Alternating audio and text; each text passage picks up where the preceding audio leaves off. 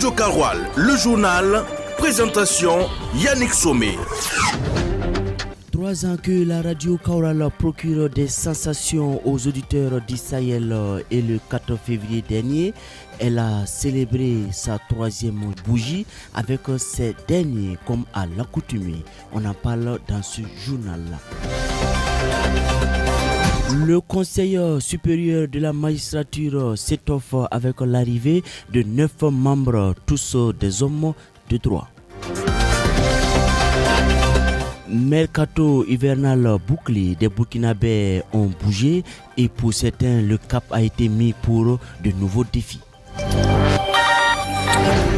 Voilà pour la une de ce midi info. Bonjour madame et messieurs et bienvenue à cette autre édition de la radio Kaoural.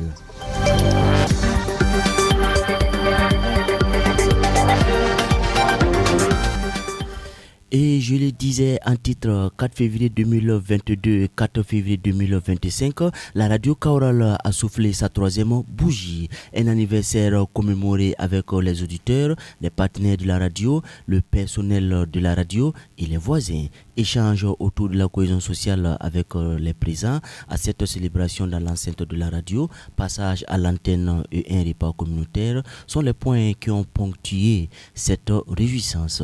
Retour sur cette journée de mardi à la radio Kaoural avec Amadouli.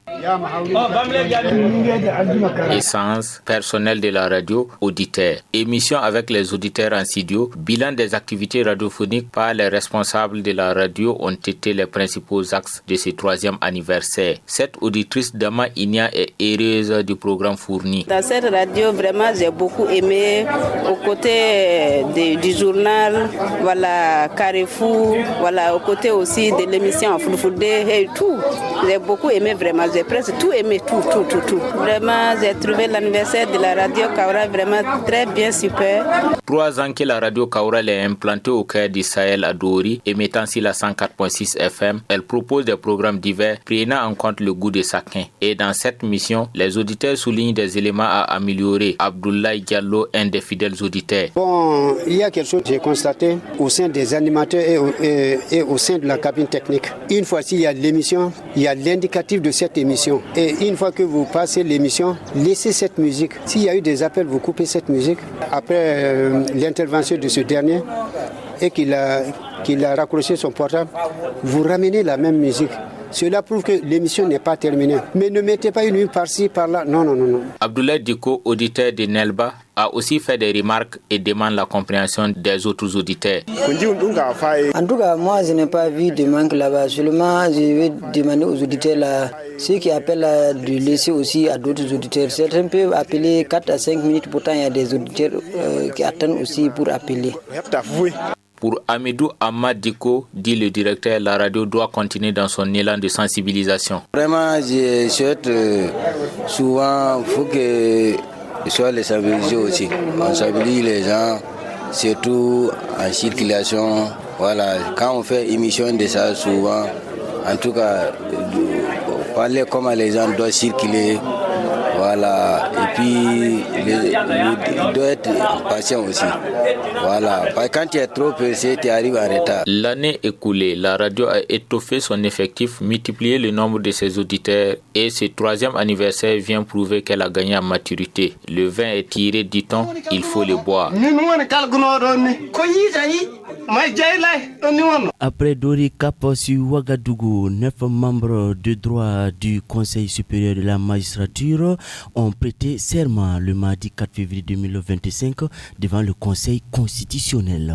Le président du Conseil, Maître Barthélémy Kéré, a rappelé la position qu'ils vont occuper et les exhorte à être des gardiens de la confiance publique dans le système judiciaire. Les détails de cette cérémonie d'installation avec Diakondi Tendanou. 9 membres de droit du Conseil supérieur de la magistrature, en abrégé CSM, ont prêté serment devant le Conseil constitutionnel. Et pour Maître Barthélémy Kéré, cette nomination entre dans le cadre de l'indépendance de la justice. Les 9 ont prêté serment de bien et fidèlement remplir leur mission en toute intégrité, impartialité et indépendance dans la rigueur de la loi et de garder le secret des délibérations. Ces 9 juges qui devaient prêter serment en juillet 2024 ont vu leur serment accepté le 4 février par le président du Conseil constitutionnel, Maître Kéré. Ce moment solennel n'est pas seulement un rituel, il représente un engagement fort et indéfectible, pris par chacun d'entre vous envers la justice et l'état de droit, a-t-il affirmé. Ces 9 magistrats sont des hommes de droit, 8 sont membres de droit, et le 9e nommé par le président du Faso et professeur agrégé des facultés de droit. Vous êtes les gardiens de la confiance publique dans le système judiciaire et la mise en œuvre de vos engagements visera à maintenir cette confiance, a rappelé le président du Conseil constitutionnel aux 9 assermentés avant de les inviter à assurer leur mission avec abnégation pour une justice moderne et un système judiciaire inspirant confiance et respect. De justice en économie, lors de sa visite à la société burkinabé de tomates,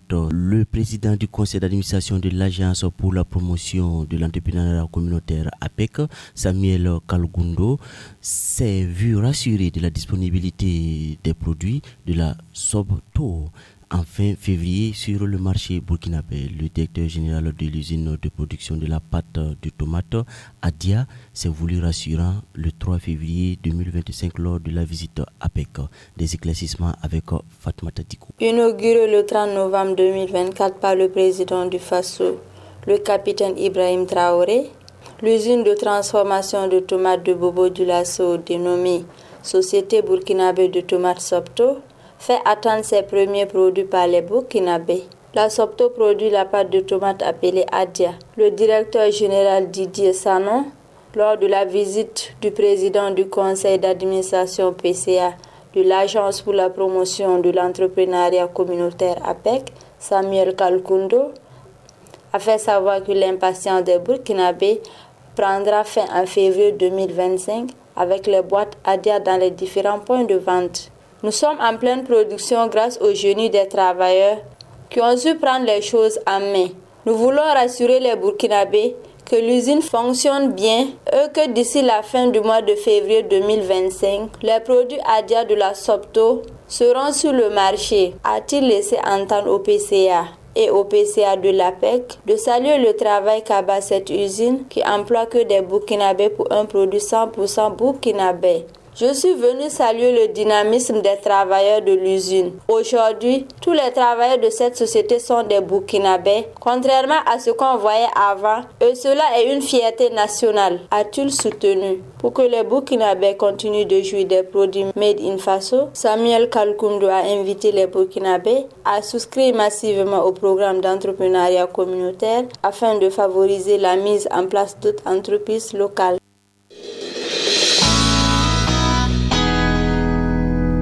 Vous aurez sans doute compris que la société burkinabé de tomates en abrégé se lisait plutôt Sofato au lieu de Sobto. Autre actualité dans cette édition, le Burkina Faso, le Mali, le Niger, convaincus que la culture et l'artisanat sont des stratégies au même titre que la défense et la diplomatie ont plaidé hier mardi à Ségou pour une coopération renforcée dans ces secteurs au sein de l'Alliance des États du Sahel, AES. C'était lors de la semaine de fraternité de l'AES. Plus de détails sur cette information avec Mahmoudou Diallo.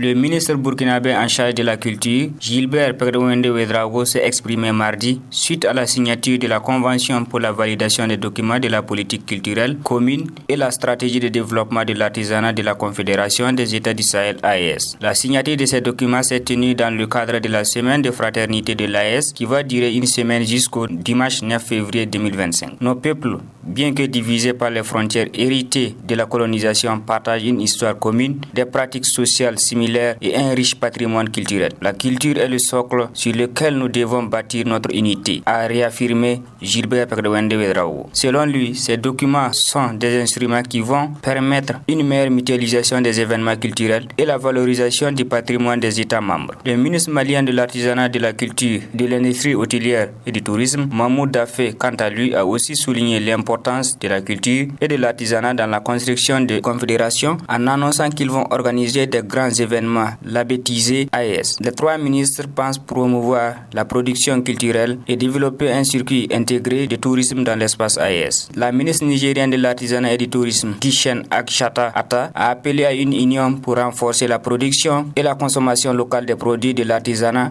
en réduisant les importations. La semaine de la fraternité de l'AES marque ainsi une étape importante dans la mise en place d'une coopération culturelle ambitieuse et dans la consolidation de l'État confédéral. Foot, basket, handball, judo, cyclisme, le sport. Et un mot de sport dans ce journal pour le refermer. Le mercato hivernal a fermé ses portes le lundi 3 février 2025. Plusieurs joueurs burkinabés ont rebondi dans d'autres clubs. Certains pour retrouver du temps de jeu, d'autres pour franchir un palier dans leur carrière. Nasser Djiga, Abouaka Traoré, Ahmed Belem, Rachid Zagré, Issa Kabore sont entre autres des étalons qui ont animé ce mercato. Avec Amadouli, nous avons des éléments de ce transfert. Ainsi, Nasser Djiga va enfin évoluer en Premier League. Convoité par plusieurs clubs anglais dont Arsenal, Wolverhampton a été le plus concret dans le dossier Djiga. Le Burkinabé a signé dans les derniers instants du mercato un contrat de 4 ans et demi plus une année en option. À 27 ans, l'attaquant burkinabé Aboubakar Traoré quitte le championnat burkinabé de l'AS Douane à AS Manian Union. Traoré signe en première division congolaise. Ahmed Belem, 25 ans et ailier de formation, quitte le Raimo FC pour la France en 4e division dans le club de Borgé FC. Lassina Traoré, un autre joueur de Raimo, signe au RV Salzbourg. Libre après la résiliation de son contrat avec Skaryaspor en 2e division turque, l'attaquant burkinabé Rachid Zagré, 20 ans, s'est engagé aussi en 4e division mais en Italie en série D avec le club de Ravenna FC. En quête de temps de jeu, l'ailier burkinabé Mamadi Alex Bagré est prêté par Grenoble Ligue D à Pau FC, toujours en Ligue D française, pendant que Cédric Badolo quitte Sheriff Tiraspol en première division moldave pour le FC Spartak en première division slovaque. Prêté par Manchester City, Issa Kabore qui joue au Benfica Lisbonne se voit finalement en Allemagne au Werder Bremen en Bundesliga. Radio Karoual, le journal, présentation Yannick Somé. La plus grande gloire n'est pas de ne jamais tomber, mais de se relever à chaque chute. Et c'est avec cette pensée du premier président sud-africain, Madiba Mandela, qu'on arrive au bout de cette édition de Midi, pilotée techniquement par Mamoudou Diallo. Bon appétit à chacun. L'info continue sur la radio Kaoural.